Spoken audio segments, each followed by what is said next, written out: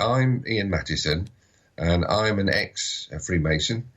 I joined in 1973, and I left in the early 90s because I was forced to, for circumstances which I won't go into at this particular stage.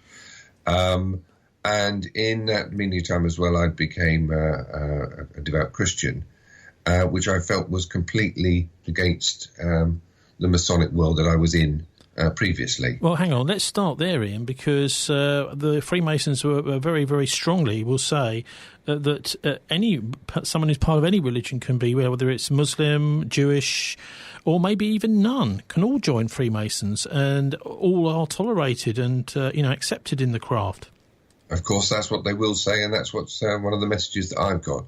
But I would say that it is, and in the films that I've just been watching, one of the senior Masons describes it as a secular society. And if you look up the dictionary definition of a secular society, it has nothing to do with religion or faith. And yet within Masonry lodges, there are prayers said, there are lodge chaplains who invariably are ministers of the cloth. The term God is invoked, and in English lodges especially, the various oaths are taken on what they call the volume of the sacred law, which is in fact the Holy Bible. Oh, that's interesting, isn't it? I mean, how can it be secular with all that stuff to do with God? I absolutely agree with you, and it's one of the things. But that's the point I wanted to look at this program. I've seen other programs about Freemasonry. I've read lots of books about Freemasons, from Freemasons and from ex-Freemasons, and it is at odds. And what I was hoping to see with this program, Inside Freemasonry, which they declare they're going to lift the veil of secrecy, in their words, on the program, I was hoping that they actually then would do just that. But of course, once again, there's been the obfuscation. It doesn't show it at all, and you don't get any more idea of what's going on with the obligations of Freemasonry or their secrets, even despite the 3 programs I've seen so far. Okay, well, one of the tricks of the media is you don't know what they're not telling you. So when you were watching it, what did you feel was not being shown, and what was missing from the Inside Freemasonry view they were giving us?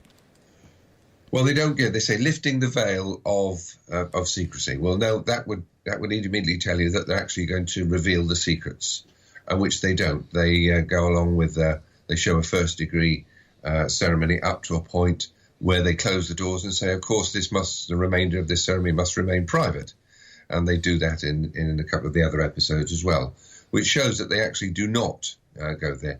What they actually do is give you a couple of sentences and a couple of words from some of the more benign and drama-led narrative, which actually makes no difference to the whole thing. But it gives you an idea that if this is what it's about, it seems very, very calm, benign, and to the outsider thinking, well, that seems okay. Well, now you've been through these initiation rituals, these rites, or whatever you want to call them. What for you were the difficult parts of it, or the things that they weren't showing us on Sky TV?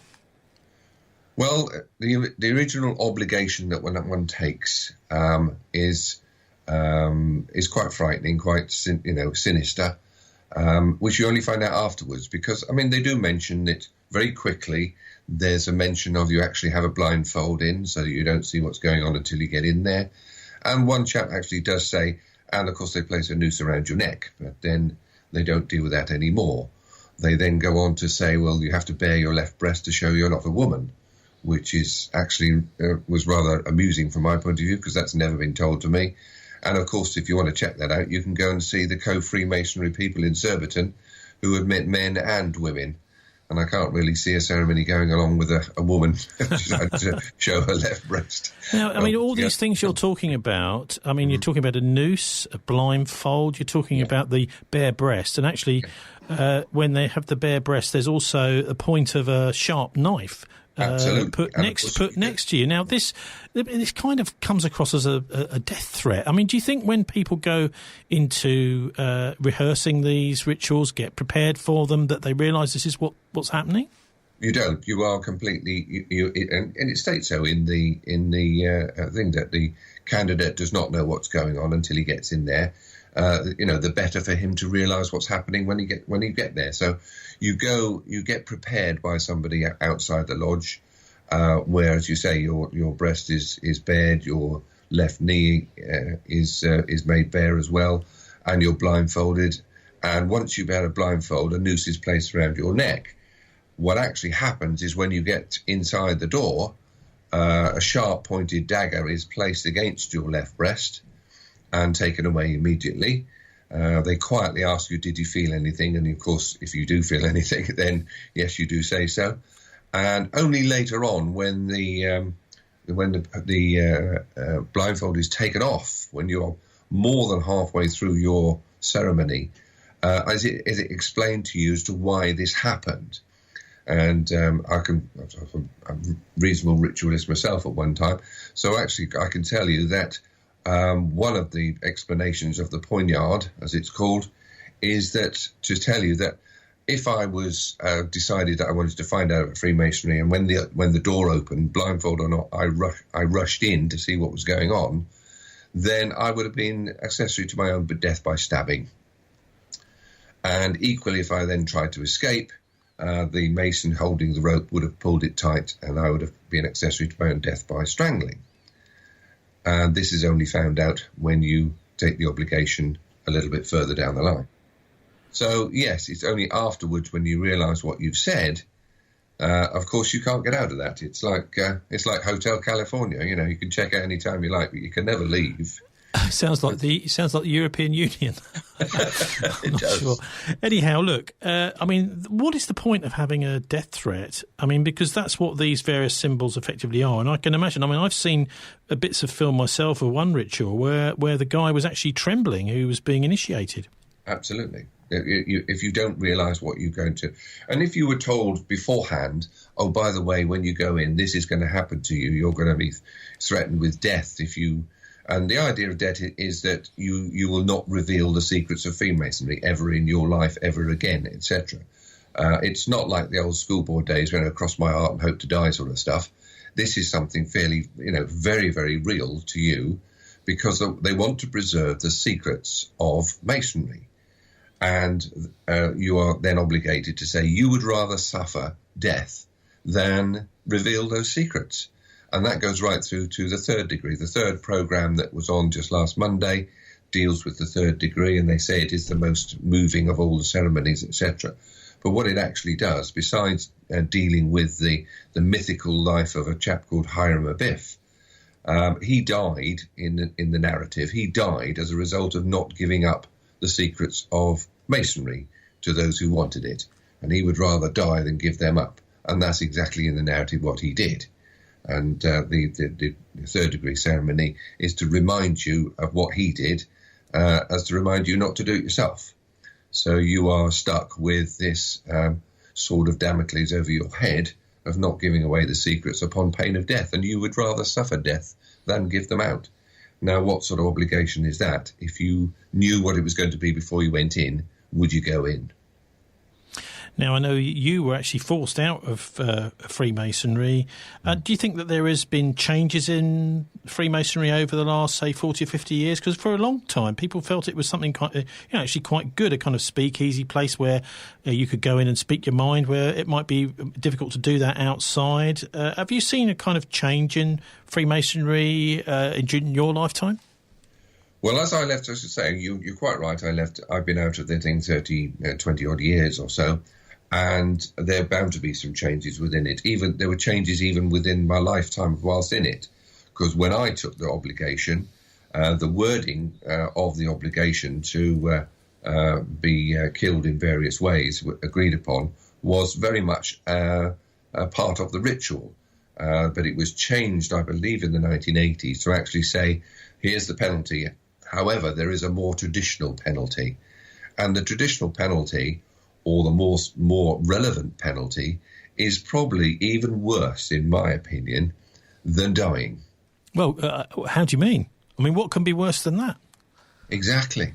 And this is what I thought. And when I'd left it all, and when I sat down for some quiet times, then I really did think, what is worse?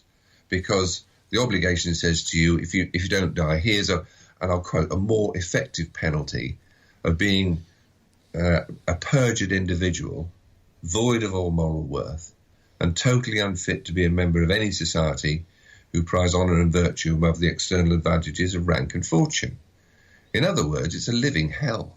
It's be like it's almost being shunned by all your friends and close people who are close to you.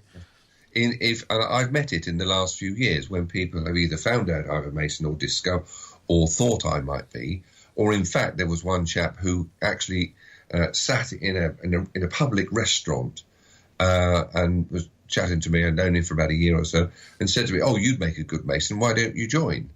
And I thought it was quite funny for him to ask me that. He then tried to proceed to tell me the various handshakes and bits and pieces to do with it, which I thought was quite amusing. But technically, he's not supposed to do that, or even really not.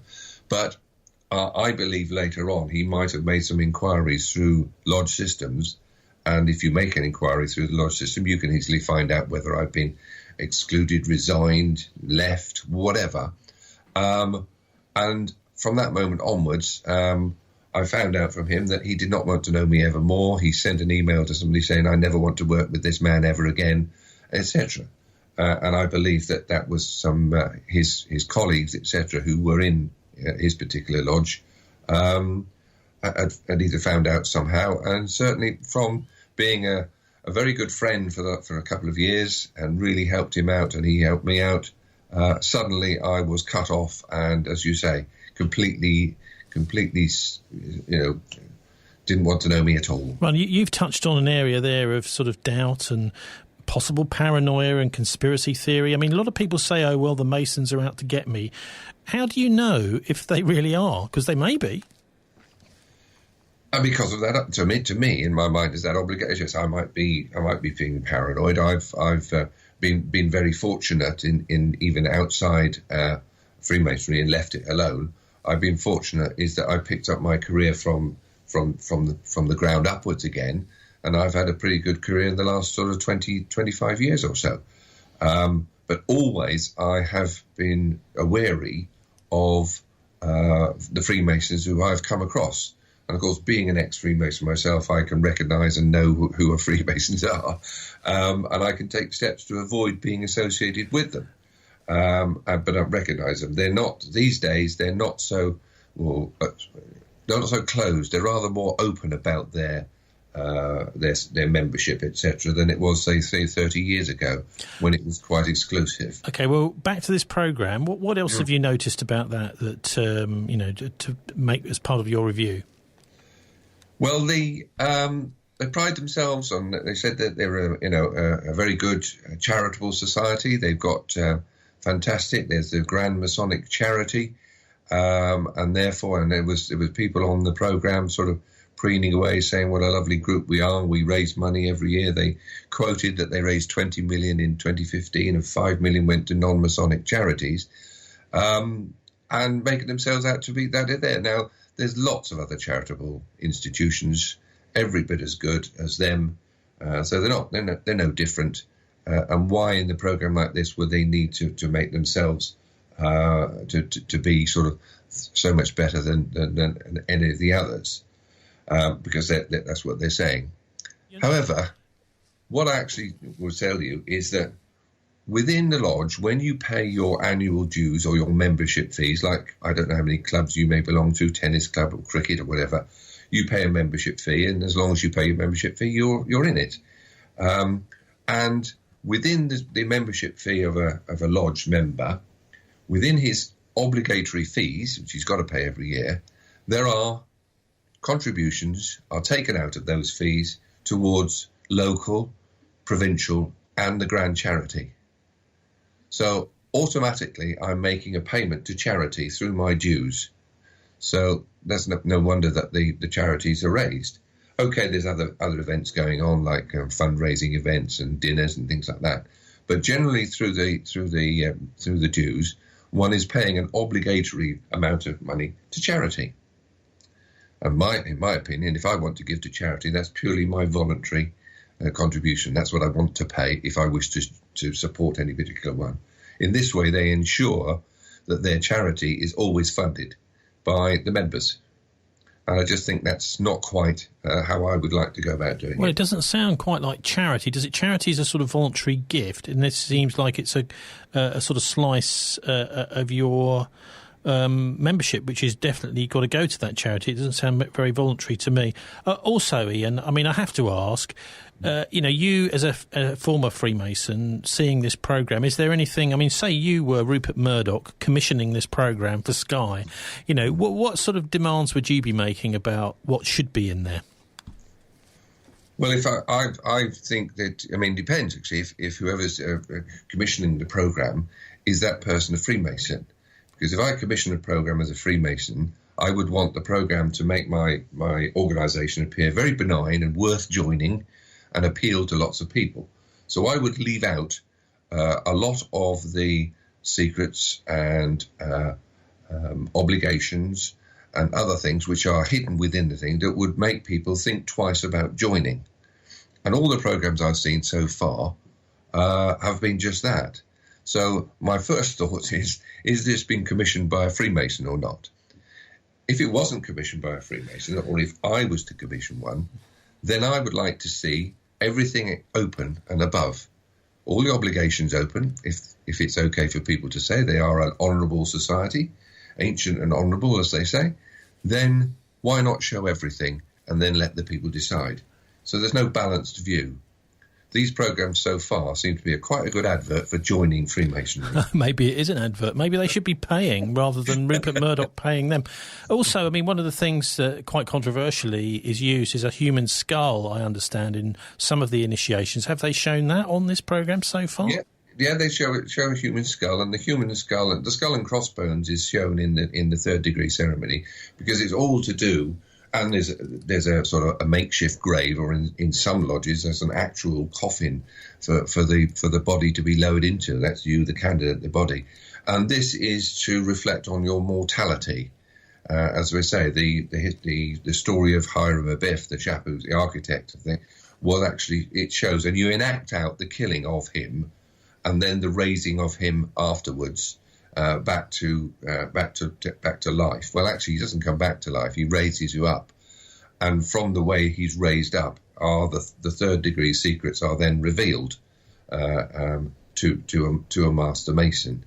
But they're purely parts of mortality, as you and I would see. You've seen skull and crossbones on pirate ships, you've seen skull and crossbones in churches, etc. Well, hang on a minute, because also the skull and crossbones were on the peaks of the caps of all the SS Nazis in the Second World War. It's also a symbol involved in black magic too. I mean, it does seem as if there is a bit of a negative connotation to this, and yet the Masons seem to embrace it. Yeah, they want to embrace it, yes. But, I mean, one of the things about the Masons is that, I mean, again, go back to the first degree. When you're given your obligation, you're given what's known as a sign, a token, and a word. And the sign is given, and I don't know if you want to do the gesture, but if you open your right hand and stick your left thumb out at right angles to it, and then draw it across your throat from your left ear to your right ear, and then let's bring it down to your side, that is the token of a Mason. First degree, although it's always the basic one, and it's symbolic of you having your throat cut across, because that's what you agree should happen to you if you give up the secrets of Freemasonry.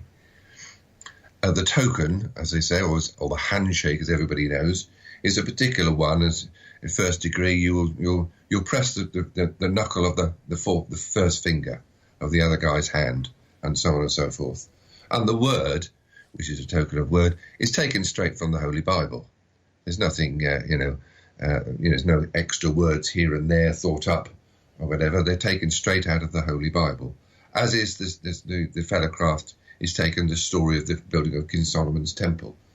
And here we are now back within taking stories out of the Holy Bible or the Christian Bible or whatever you want to call it, and yet is applied to what they've called, and in the programme they says, we are a secular society.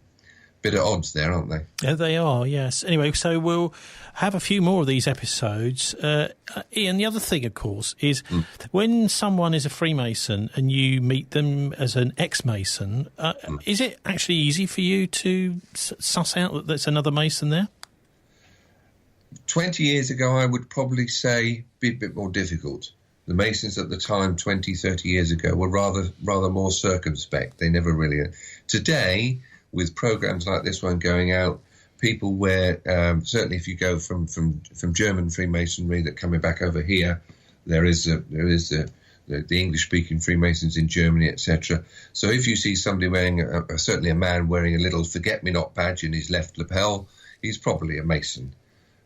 Also, there's other people who actually, and they're not discreet amongst each other when they talk, and you only need to listen to them, the way they talk, and some of the ritual, some of the comments, and the ritual comes out from them. Now, listen. I mean, I overheard a conversation with the chair of planning back in the 1990s at Bristol City Council.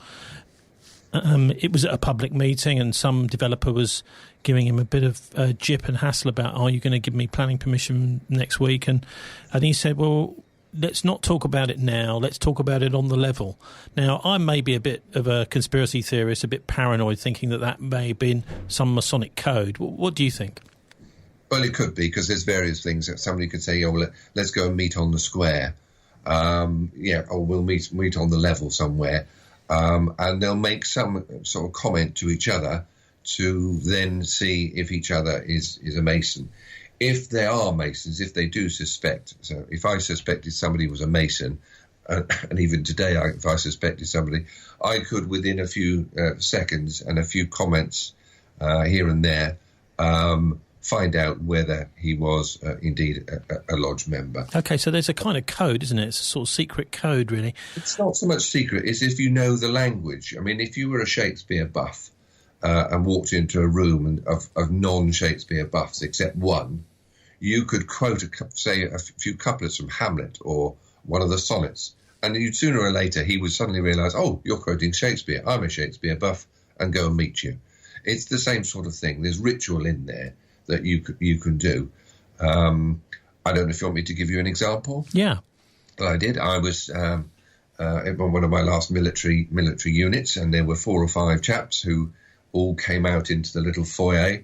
I was duty officer at the time, but they'd all gathered for their evening. They were going somewhere for the evening. They were all in blazers and little forget-me-not on their lapels. And one of them was talking about the types of pillar that you've got in the unit there, in some various buildings in London, what types of columns they are, what architecture columns they are. And they just turned around to me and said, "Well, what columns do you think they are?" Now, I suspected that they were off to a Masonic meeting. So I actually just turned around and said to them, "Well, you know, the type of architecture could either be Doric or, I think, Corinthian, composite, or Roman."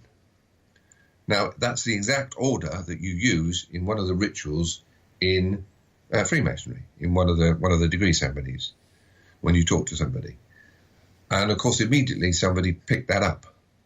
"Why did I say it in that order?" I said, "Well, that's just the order I thought of. You know, I'm a whiz kid on architecture." But he could see him is sort of, "Oh, hold on a minute, was that suspicious?" Now, I knew from that moment, yes, that's where they were going. They were going to some meeting or other. And now, I mean, another thing is there are different types of, there's things like the Royal Arch, there's things like Mark Masonry, Royal Arch, Mariners. There's lots of different branches once you've gone through your kind of initial 3 degrees. What do you make of all those? And have they explained any of that in this so-called Inside Freemasonry programme on Sky on Monday evenings? Not so far. All they've dealt with is the initiation ceremony of a new Mason, but they've also then showed some provincial meeting and some meeting to do with the quarterly communication of Grand Lodge.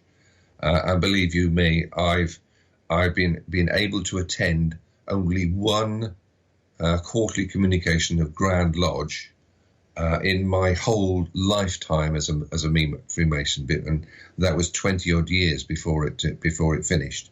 you don't get to go to these meetings. So why they show them on this program to give people an idea that you can get up there is nobody's business. Well, I suppose it's the idea is to get people enthusiastic. It sounds, again, like it's a bit of an advert. Yeah, it's very, very much. I don't know if they're going to, on the next, to deal with the next sets up. I was a member of the Holy, what's called Chapter Lodge, which is the Holy Royal Arch Chapter of Jerusalem, to give it its full title. Mark Masonry is an offshoot from the second degree, and it's a different offshoot. There are different rituals that you will have. They haven't mentioned at all in this program. There's the Scottish rite, there's the emulation rite, there's the Swedish rite, etc. And I've been in Freemasonry lodges in both UK and Germany. I've attended German-speaking lodges as well as English-speaking lodges. And for also a society that prides itself on being a brotherhood, and you call yourself brother, therefore you're equal, no matter, even though you've got a Masonic rank, that also does not gel at all with my experience. It's not equal. There are lodges dedicated to schools, colleges, regiments, and even ethnic groups. There's a lodge in London that's purely for Jewish Masons only. But also there's a lodge in Germany called Freemason Order, which actually does not admit Jews. Oh, right. So if you're Jewish, you can't join that lot. Absolutely. What do you make of these different branches then? I mean, what's the point of having a completely different branch of Freemasonry? One of the things that, even as a young boy or whatever it is, that we all used to know, if we knew a secret against somebody, didn't we? If we knew a secret and others didn't, we were like one up, weren't we? We were one up the step. And this is sort of gone into the adult version. When you first go into Freemasonry, you get your first degree, you get the secrets of that degree, and you're told there's the next one up. There's the next one up.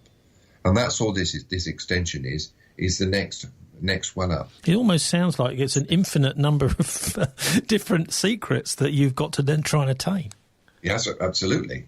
You've got it just in one. It's attaining those degrees, attaining those levels in which you want to achieve. The higher up more you achieve those levels, the better the Mason you're supposed to be. And of course, you will get them promoted within rank, and you will be able to wear lots of fancy and nice regalia, which is shown on one of the episodes. There's a very large provincial grand meeting in Bolton Wanderers Football Club, in which this whole province has a very big ladies' night, but they all attend the ladies' night in their full regalia. And I've never seen that before. I've never been to a ladies' night where I've worn my regalia. It's normally just going into a hotel somewhere. It's like a dinner dance with your ladies, and you just have to be lodge members. But in this one, everybody's wearing their regalia to show what rank they are. And it's quite sad to see that in this meeting is a young man who's a fellow craft Freemason, and he's a second degree, and he wears a sort of fairly plain white apron with two little blue rosettes on them. And he does say in the program that at this meeting he felt sort of quite humble that there was all these people with all this fancy regalia, and he felt a little bit humble because of his fairly plain one.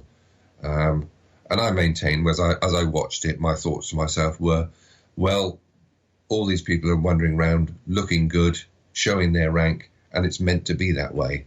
And if he felt a little bit underwhelmed by it all and not quite fitting at the time, that he was meant to. Well, that's right. I mean, I suppose, and also to encourage him to, climb the ladder, as they say.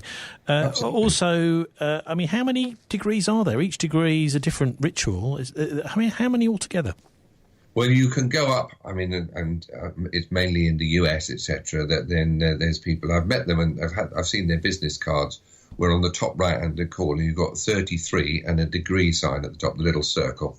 And the 33rd degree Mason is supposed to be the highest. But I'm sure that when you get to 33 degrees, I'm sure somebody will turn around and say, "Oh, by the way, here's another one." Also, I mean, you yourself were in the military. Are there any areas of public life or business or wherever? I mean, you mentioned the church too. I'm assuming that's the Church of England, not necessarily Catholics, or are there any areas where you think that Freemasons are particularly there are quite a lot of Masons in that profession? Well, there's a lot of Masons in the army. There's lots of army lodges formed years ago, and there's lots of, as you say, there are lots of other military lodges as well. There's naval ones, etc. And I mean, of course, over a number of years, I haven't heard anything over the last 20 years of various papal bulls from the Pope condemning Freemasonry, and in fact, at one stage, excommunicating Freemasons who are Catholics. And I don't know if that's been rescinded or not, but I suspect not. It's still there. So, and also, I mean, I attended a lodge in Germany at one stage where the director of ceremonies himself was a Muslim, and on the same pedestal as the Holy Bible for the more Christian type of entering Freemason, next to him was the Quran, in case there was a member who came in from Islam, and he would have to give his obligation on the Quran. Now, the other thing here is, I mean, I can remember going to visit the Masonic halls here in Bristol. They didn't want to call it a temple, but it certainly was a temple when you go in there. Yeah. They had two there. There's one which has got the kind of checkerboard carpet and various columns. Then there was what they called a Royal Arch temple, and it was all completely no windows, and they conducted ceremonies just with the light of one candle. But the thing that struck me was that one of the guys who was there just as a kind of gopher was one of the chief magistrates in Bristol. And it does bother me that potentially you've got sort of, a rank of somebody could be much higher in Freemasonry, and they could be within Freemasonry actually telling what the people who, the outside society think are the most important. They could be telling them what to do. What do you make of this whole idea of rank inside and outside Masonry? And once you're in Masonry, it doesn't matter really where you've come from and what happens. Yes, you will be you could rise to the rank of a worshipful master and be the head of the particular lodge. And to the left and right of you, let's say the military, I could have been a captain as a worshipful master. Whereas to the left and right of me are wardens who are, one's a colonel, one's a brigadier. There are, as you say, in other walks of life, somebody could be a judge, etc. But that only applies within the lodge, or supposed to be. And quite often, it has been, once you go out the lodge, take off your lodge regalia, etc., one is then usually reminded in quite no uncertain terms by those of higher station in life that, by the way, you're only senior to me once you're in there. Once you come out, I'm now brigadier, I'm now judge, I'm now head policeman, etc. You're reminded quite sternly that your place only is ranked within the lodge is once the meeting is started. So, there is different ways of doing it. Within the army, I certainly know that they would not, and they have made sure that no lance corporal makes it to worshipful master while there's a few officers present, etc. No. And what are the roles of the wardens? Because we've got here in Bristol, we've got this Society of Merchant Venturers who the families formed that, who were behind the trip of John Cabot in 1497, I think it was, discovered North America and Newfoundland and a couple of trips, and then sent a whole load of people afterwards who were really responsible for genocide of the Native Americans afterwards. But the Society of Merchant Venturers, they have a master, they have a senior warden who will be the master next year, and they also have a junior warden who's going to be the master in 2 years' time as part of the Merchant Venturers. So I wonder, does that actually reflect what goes on within Freemasonry as well? And what's the role of the wardens and the master? Oh, very much. Obviously, say it's to create a hierarchy. The Freemasonry didn't start off brand new. It copied a lot of things from a lot of areas. And so a master is like the head of the team. The junior and senior wardens are basically his deputies, and they will have certain duties within their areas. Like the master sits in a chair in basically the east end of what the lodge is. The senior warden is at the west, and the junior warden is in the south. And so they have little areas to look after. They have little duties to perform within the ritual. But basically, it's just a hierarchy of producing your little cabal of who's in charge within the lodge. The Merciful Master first, the junior wardens. Then you have deacons, people who lead people around. And then you will have various people further down the rank before your general master mason sits around with the other masons, the new ones, etc. And the past masters, the old and bold, the people who've been through it, will sit at the top end and look down their glasses at you to make sure you young people get it right, and they look over you like sort of just looking over to make sure that it all works. There's no great secret to the fact that, I mean, it's other societies, open and above board societies that you might know, will have the same sort of hierarchy. Well, I can't say that the merchant venturers are open and above board. They're extremely secretive. I mean, for example, they're constituted under a royal charter, so they don't have to file any accounts at Company's House or anything like that. So nobody really knows how much money they've got, how much shareholdings, investments and that sort of thing, bearer bonds. They could have foreign investments in tax havens, Swiss bank accounts. Nobody knows what they've got, you know, and they've been there for hundreds of years. There are other societies like the ancient antediluvian order of the Buffaloes. I don't know if you've heard of them. They're quite an open bunch, but their lodges are formed around the same thing: wardens, masters, etc. So it's just a form of hierarchy. They've got special duties to perform within the ritual, within a particular degree. Ritual ceremonies, the junior warden might take the lead in some of it, and the senior warden some other times, etc., to share the load with the master of what's going on. And eventually one of the wardens will become the master of a lodge. And one of the conditions of being a master is that you have to have served in the office of warden at least once in your career. Does the warden have any kind of duties or jobs outside the lodge, or when the lodge isn't actually meeting?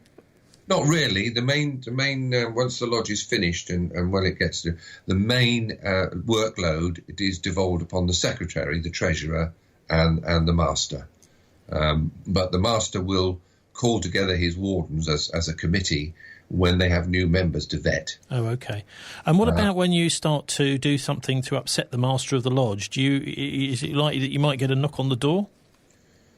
It can happen, and telephone calls, etc. Yes, if you're not particularly good at what you've done, or if you've had a time where you haven't learned the ritual very well, etc., then yes, a quiet word in the corner or a visit by the one of the senior brethren of the lodge, could well come around and visit you, talk to you, meet you somewhere for a drink, and persuade you to do a little better, shall we say? Yes, I want to have a word with you about X, Y, Z. Anyway, also, we've got a couple of weeks of this to go. Is there anything you're really hoping that they do put in these last few episodes to give this series a little bit of credibility that means it's not just a kind of cheap advert for joining Freemasonry, which does suggest maybe that the Freemasons are a little bit desperate for members?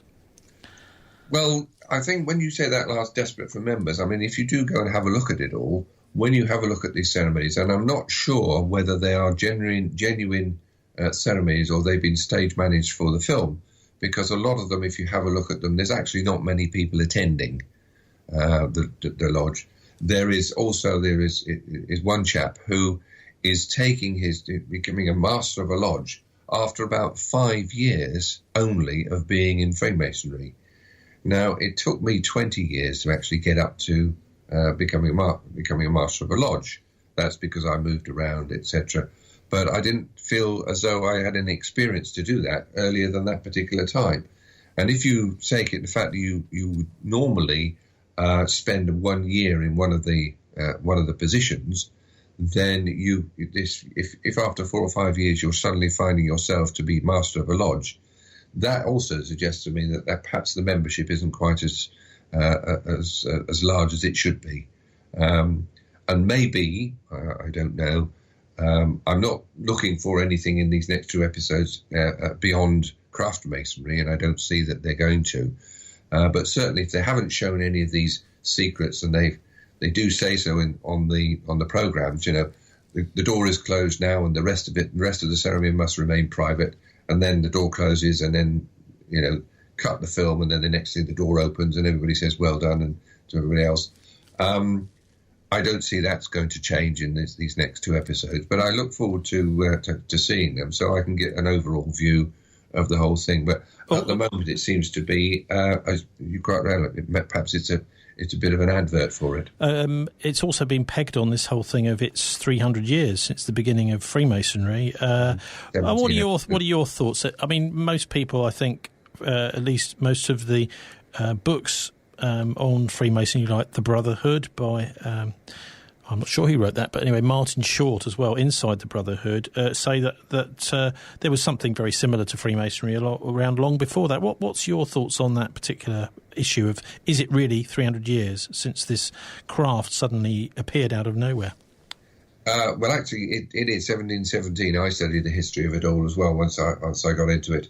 And in 1717, various members of sort of lodges that met locally or met in areas decided to get together, and there were 2 sections of them, and they separated for quite a number of years before they came together to be the United Grand Lodge of England. They met one group met in one of the pubs in London, and another group met in another pub in London, but eventually they came together. But to start with, it was quite disjointed. Freemasonry is taking its lead, going right back to 1717, because that's when the earliest details appear. But for 30, 40, maybe 50 years or so, it was quite disjointed. It even got to the stage where the governments of the day were thinking of proscribing Freemasonry because they thought it wasn't actually all as benign as it was meant to be, and there were various conspiracies sought to emulate from. No, I mean, one of the things we've heard is that Hitler, one of the things that the Nazis did was actually ban Freemasonry. Is that true? There is. I think I've certainly read and know that yes, they were one of the prosecuted sections of society that Hitler wanted to banish, and he wanted to, and I believe there was people going to.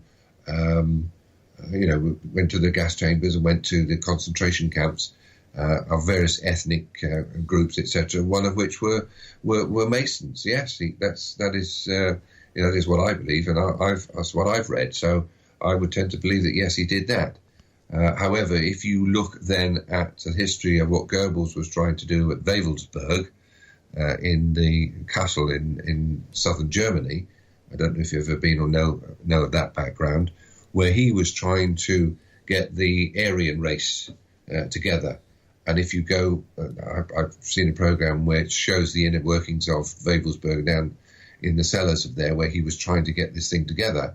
It looked very much like this similar type of checkered floor, etc., with various ornaments around the area. Well, you know what you're suggesting there is that the Nazis had their own kind of version of Freemasonry, and anyone that was outside it that would possibly be a threat.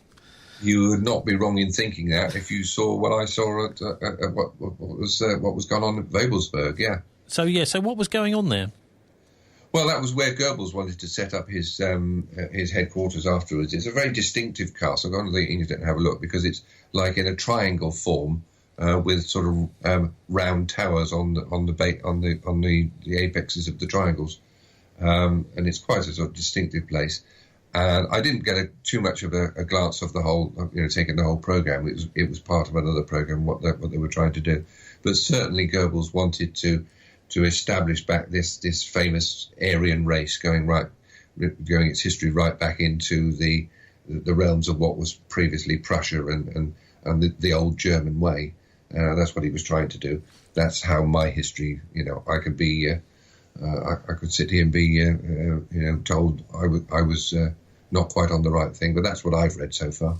Okay, well, anyway, Ian, fascinating to hear from you. And I'll tell you what we'll do is when the series is finished, we'll ask you, if you don't mind, to do another, maybe shorter review, telling us, giving us the whole picture, because I find it rather irritating when we're supposed to be getting some sort of investigative journalism, and actually all we're really getting is an advert by the people who are supposed to be being investigated. It sounds like rather an insult, and I really, appreciate you coming on to give us some of your insight as a former Freemason yourself. Yeah, thanks very much, Tony. As I say, what I've gained from this lot is that, and I've spoken to you before, one of the things that, in order to produce a balance, if they want to really know what's going on, then they ought to speak to somebody who can tell them what's going on, and perhaps they ought to put that on film and then give the idea of people. Then they can make up their minds properly. At the moment, as you say, they're being given the nicer side, the pleasant side of a society that loads of societies like that around, no different. But they have one difference, of course, is that Freemasons consider themselves much better than us mere mortals. And they're told that, and I was told that at my initiation. When I was given the token or grip of a Freemason, and I could use it to distinguish a Mason, and I would also be distinguished from the rest of the world. I was made to be very proud that I was now up above the normal run-of-the-mill human being outside of Freemasonry. I mean, is it stretching a point to say a master race? It might be stretching a point to do that.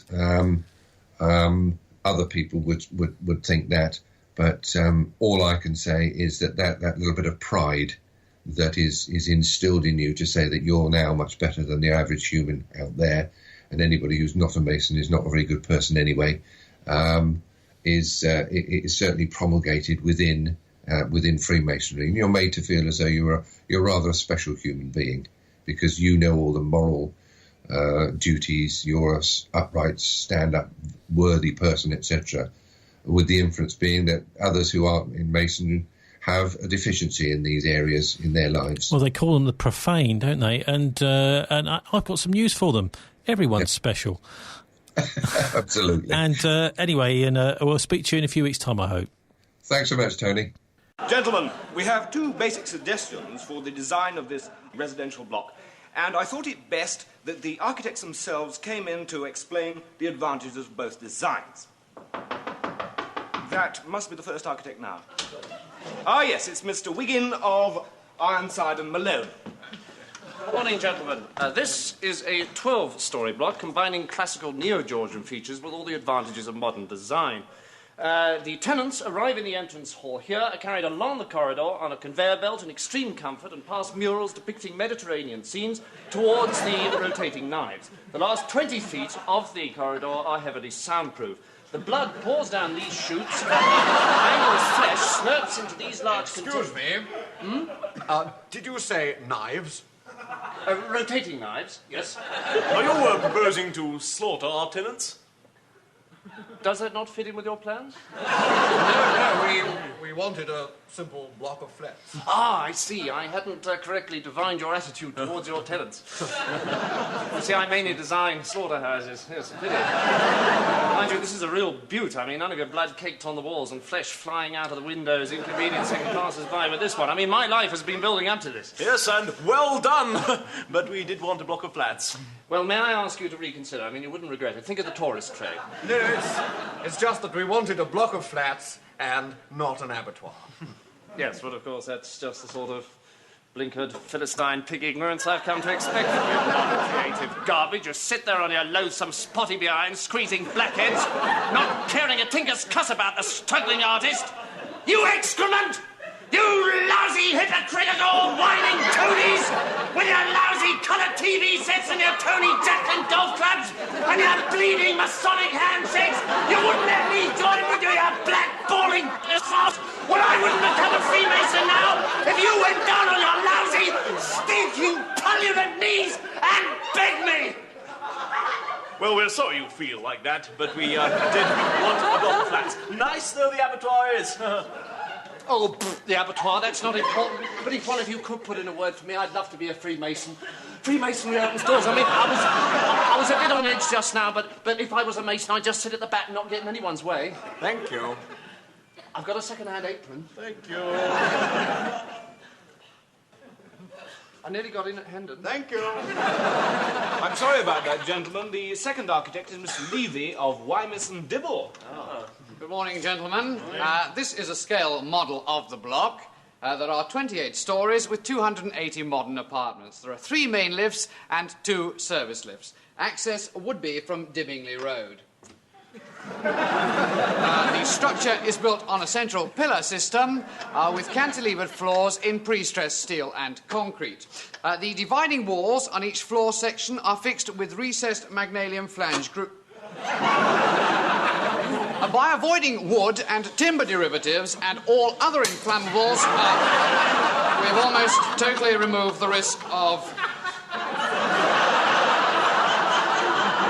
Quite frankly, I think the central pillar system may need strengthening a bit. Isn't that going to put the cost up? It might. Well, I don't know whether I'd worry about strengthening that much. After all, they're not meant to be luxury flats. No, I quite agree. I mean, provided the tenants are of light build and relatively sedentary, and given a spot of good weather, I think we're onto a winner here. Yes. Oh, thank you. Quite agree. Thank you very much. Thank you. It opens doors, I'm telling you.